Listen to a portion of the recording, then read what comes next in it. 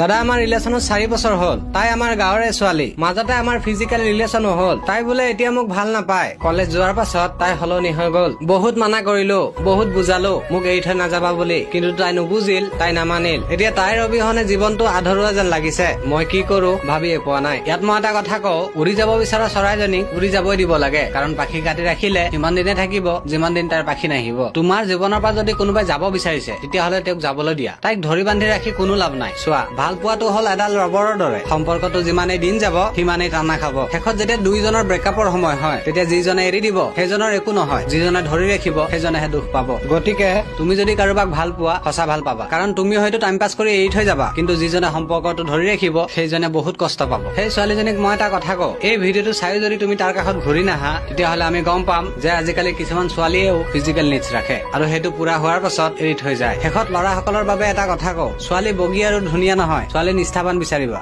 যাতে হাজাৰৰ মাজতো তোমাক বাছি লয়। বাকী সকলো ভন্টিসকললৈ মোৰ ফালৰ পৰা ৰাখী বন্ধনৰ শুভেচ্ছা থাকিল। ধন্যবাদ।